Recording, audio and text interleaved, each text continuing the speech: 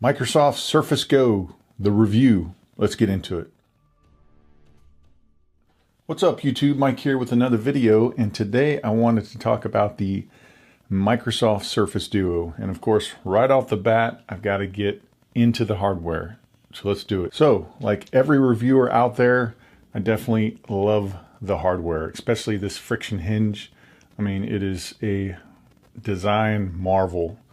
Microsoft really knocked it out of the park with the physical design of this thing, especially this hinge. I mean, everybody jokes that Microsoft is a hinge company that also happens to make software, and I kind of agree with it after this product. So as you can see, this thing is covered in glass on the front, the back, and of course the actual display.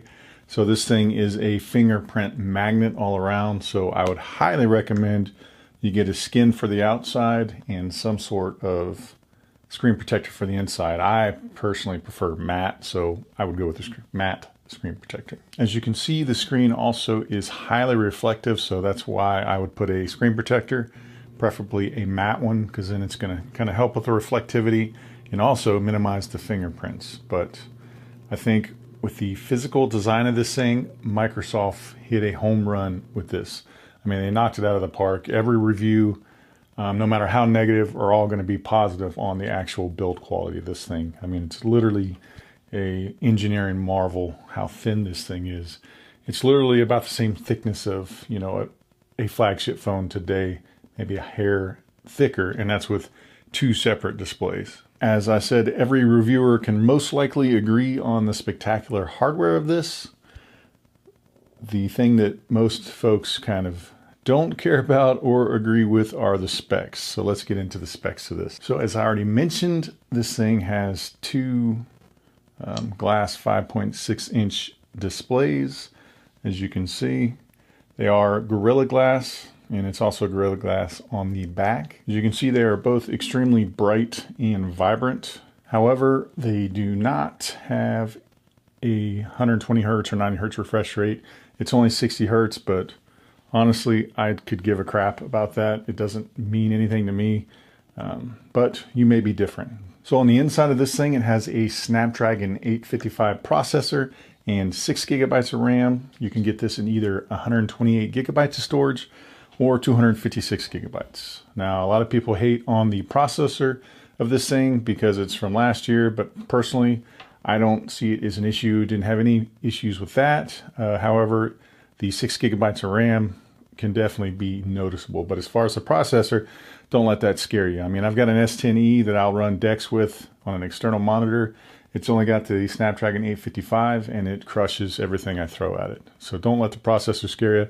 However, I do think the RAM is an issue, and it should be increased in the next model. Now, the whole device is powered by a 3,577 milliamp battery, which does not sound very big because it's not. It does not support wireless charging either, so it's wired only, and this also does not have NFC, but I'll get into all those issues here in a minute. This also has Bluetooth 5.0 and of course 4G LTE, no 5G with this, and that goes along with the processor, battery life, and how thin this thing is. But to be honest with you, 5G, not a big deal this year.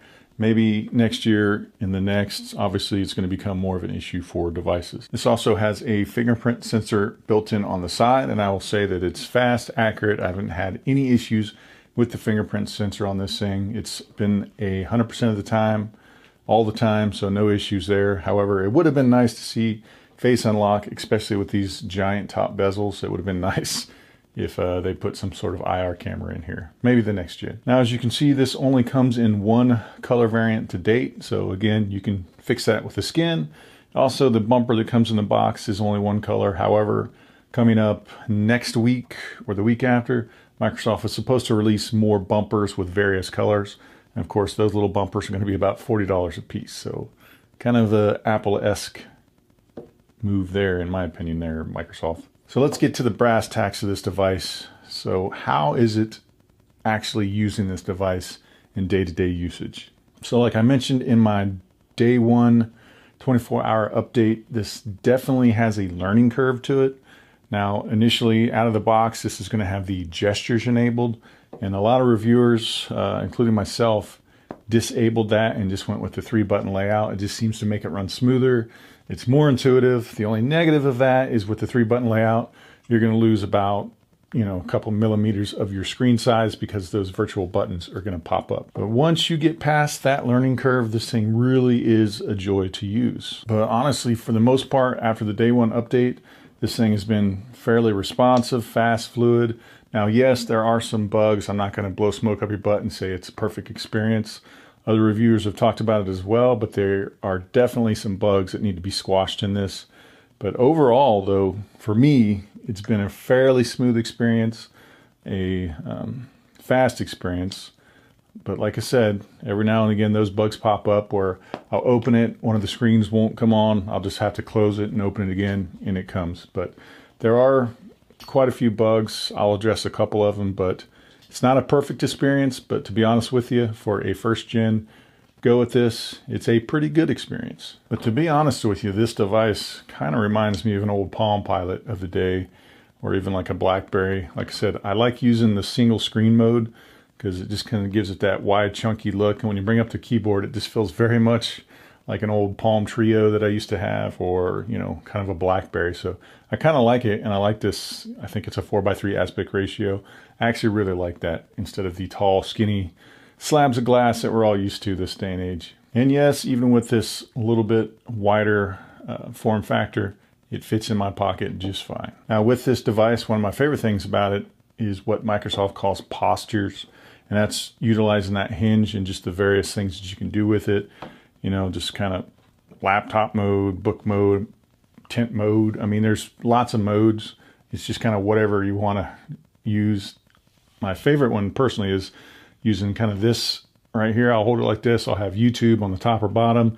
Then on the bottom, I'll be scrolling a Twitter feed, Facebook, whatever. But I love having a video going while I'm doing other things. So that's one of the things where this thing excels. And you've got quite a bit of room on that upper display for the video. So it's a really pleasant experience.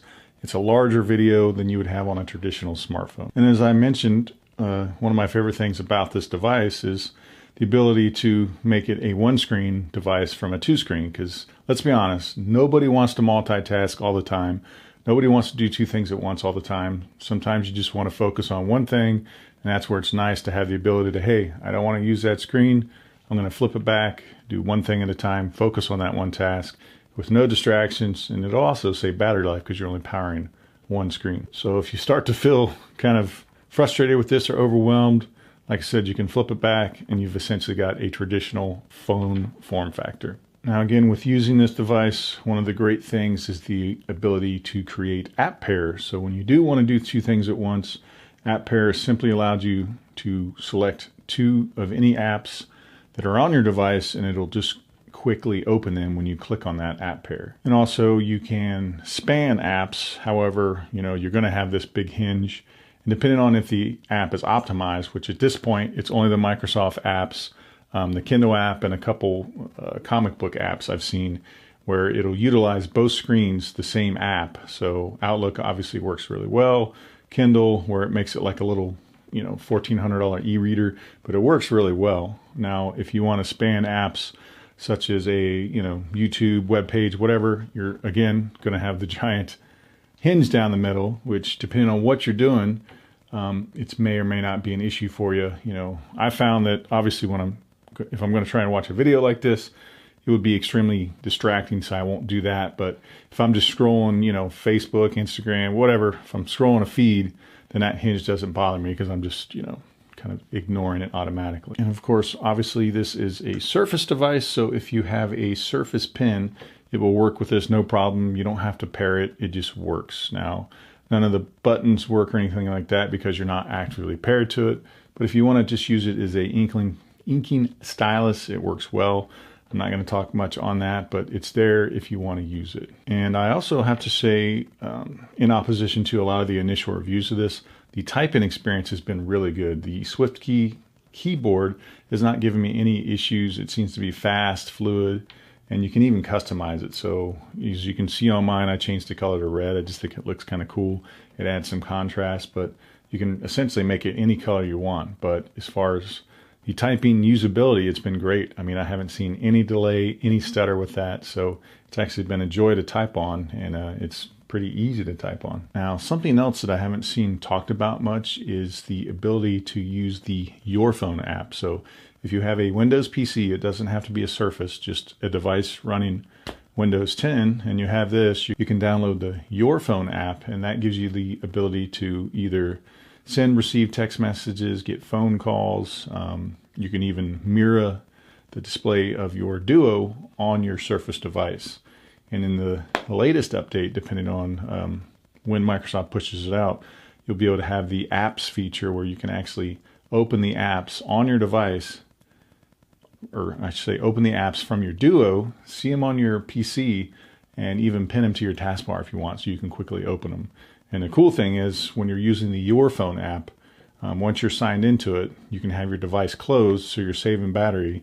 The screens are not on, but you can still access all the functions of your Duo on your PC, which is pretty cool in my opinion. All right, so let's go ahead and talk about the giant elephant in the room. You guys all knew it was coming. Every reviewer has talked about it, and that's the camera. I'll throw a couple little samples up, but to be honest with you, it's not that good. I mean, there's no sugarcoating it. It's just mediocre at best. Now, obviously, if you have really good lighting, you're outdoors, I mean, you can get some okay shots from this. I mean, Danny Wingett did a whole video where he shows, you can, with really, really good lighting, get some decent shots, but this is not the camera that you want to take to your kid's birthday party or anything important that you want to take pictures of.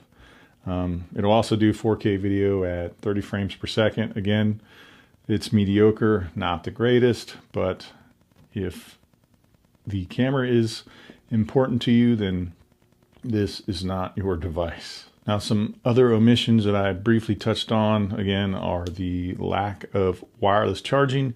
And I'm wondering if that wasn't because of how thin this device is, because obviously when you wirelessly charge something, it generates heat, and with such a thin form factor, there may be no way for them to dissipate the heat in this. But I will say the battery management of this device definitely makes up for not having the wireless charging. Like I mentioned, under the specs, this thing's got a 3,577 milliamp battery, and battery life has been fantastic.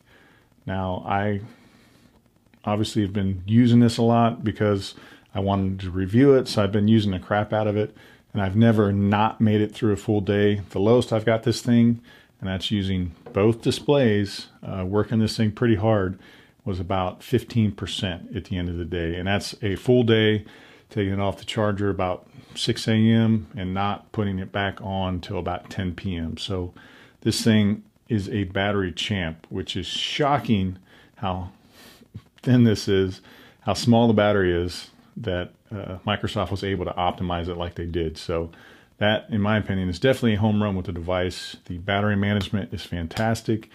When you have this thing closed, I mean, it just sips battery. I mean, it barely uses any battery at all when you have the device closed like this.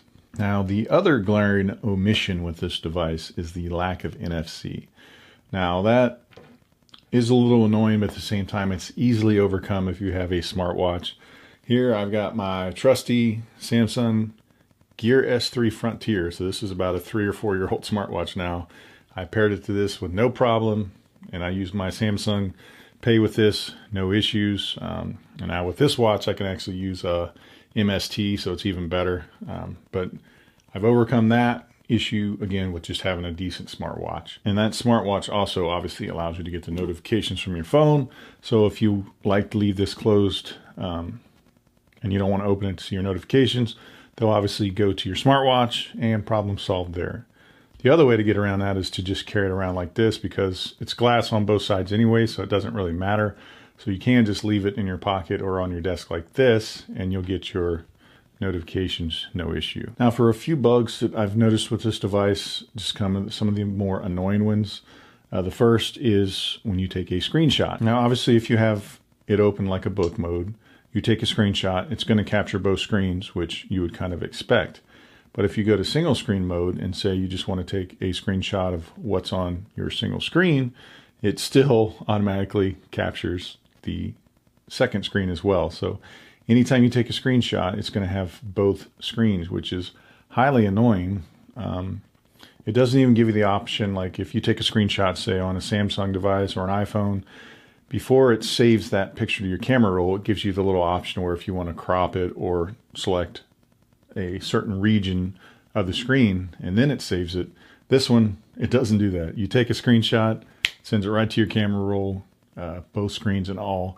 So that's kind of frustrating if you take screenshots on your device. And that particular bug is definitely an easy software fix. So hopefully in the next software update for this thing, Microsoft will fix that. Now, another big bug with this device is just the way certain apps display. Sometimes info from the app will be cut off or squashed and you just won't see the entire app. Ironically enough, one of the apps that's been giving me issues is the Microsoft's own news app.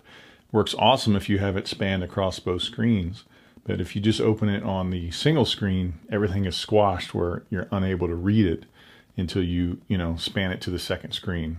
And that's Microsoft's own app, but there's other apps that also kind of have trouble adjusting sometimes to whether it's on one screen or two. Now again, I could spend an entire video probably listing the bugs of this device, so Microsoft definitely does have a lot of work to do, but I think the majority of them are minor and can actually be fixed fairly quickly and simply. I mean, I'm not a app designer or anything like that, but they seem like they're fairly minor and can actually be fixed with software and not so much, having to do something different with the hardware. The exception, again, being that 6 gigabytes of RAM. I think this really does need maybe 8 gigabytes because there's times where it'll stutter. And I think that is because of the RAM management, not the processor itself. Okay, so finally, let's talk about the price of this thing and should you even really buy it or consider it. So in the United States, this thing currently costs $1,400. Now, obviously here we've got to pay tax. So with tax going out the door, this thing's probably going to cost you about $1,500. But if you go through Microsoft, they do actually have some pretty good trade-ins for this. So depending on what type of phone you have, you can go to the Microsoft website. It'll send you off to another website. You put in your phone info, and you can get up to $400 to $600 off of this thing, depending on what device you're trading in. So that does kind of take the sting off a little bit.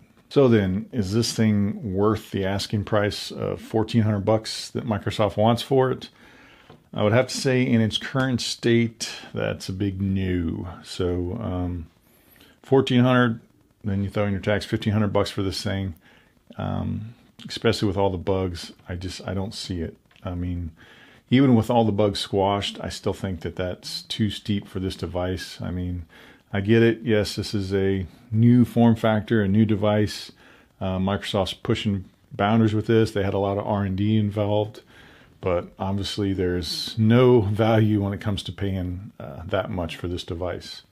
Now, maybe if the cameras were, at least as good as, say, a flagship from 2 years ago, then maybe I could justify it. But in its current state, current form, I just can't see spending that kind of money. I mean, the value's not there. I think you would be better off going with something, like even an LG. You can get the V60 or the Velvet, which you can get the optional dual screen case with that. So you'll have dual screens when you want it and just a traditional phone when you don't. So, and those are about half the price of this. And in the case of the V60, even more. But with that price, you have to keep in mind that this was not made for your average consumer. I mean, this is made for kind of your tech enthusiasts, your Surface fans, folks who love Surface devices. I mean, I'm one of them. Or this is just made for someone that likes to do a lot of work on their phone as far as productivity. So again, the big selling point, Surface Duo, 2 screens, you can have 2 things going at once. So this is a good productivity device, especially if you pair a keyboard to it. You could even pair a mouse to it, and use it as a mini laptop if you wanted. But again, for your average consumer just looking for a cool phone, I don't think this is it. But if you're watching this video, you're probably interested in it at least a little bit. And again, the good thing with if you buy it through Microsoft on their website, they've got a 60-day return period. So, I mean, you've got plenty of time to play with it. And like a lot of reviewers have said, you're going to know after the first week if this device is for you or not. So for me personally, honestly, I have actually really been enjoying this device. I mean, I kind of get Microsoft's vision for this. I get what they're trying to do. I mean, I love having the two screens. I like having the ability to do two things at once. And then I really, again, like the ability to just isolate myself, put that second screen away and use it just like a traditional device when I want to use a single screen. But at the end of the day, me personally, I'm going to actually go ahead and return this device, because really at the end of the day, I can't justify this device when it can't replace my current phone. And the only reason it can't replace my current phone is because of the lackluster camera. I mean, with my job, I get to go to some kind of neat places where I want to be able to capture that moment with a good camera. And it's obviously the best camera you have is the one that you have on you at the time. So in the case, if I want to capture something cool, I definitely don't want to use this to do it. And unfortunately, I think Microsoft underestimated how important cameras are today in phones. I mean, even if you're the typical business user, Wall Street guy, you're still going to want to take pictures on your phone. So I think Microsoft really underestimated the importance of having a decent phone on this. And again, I think a lot of that had to do with the physical design of this, but I think they could definitely improve for the next iteration and still pretty much maintain the same form factor with this. I mean, you look at the Pixel phones, the lens on that camera is not that big. Even the iPhone SE, I mean, that's an old camera. It's a fairly thin phone. It's a small sensor. I don't see why they couldn't fit it in here and still maintain that form factor. But again, I'm not an engineer, so I guess we'll have to see what they do with the second generation. But I think Microsoft definitely missed the boat when underestimating how important a camera is to the device, especially when you're going to use this as your phone or your only device. I mean, personally, there are people that like to carry two phones, two devices, but that ain't me. I'm not going to carry two devices just so that I can have a good camera. So to me, it would be ridiculous to keep this just to have, as a secondary device and still carry a phone around with me just because I want to have that good camera. So I'm not going to do it. So I'm going to wait for hopefully Gen 2, where I can use this as my phone and my only phone. That's when I would definitely jump on this, recommend it, and buy it. But until Microsoft fixes the issues with the camera, personally, that ain't going to be me. So there it is. I know there was a lot of rambling in there, but there's a lot to cover with this device, a lot to talk about with this device. And I've really enjoyed my time with it. Like I said, I think it's a fun device. It's definitely a unique form factor and concept, and it's definitely a one of a kind in my opinion. But at the end of the day, like I said, I'm going to go ahead and return this thing. But if you do have any questions on this, I'll do my best to answer it. So again, put it in the comments below. I do read all the comments. Now, whether I have time to respond to them or not is another story, but I'll try my best. And as always, if you enjoyed this video and it helped you out, please give it a thumbs up. And if you have not subscribed, I'd appreciate if you do so. Thanks.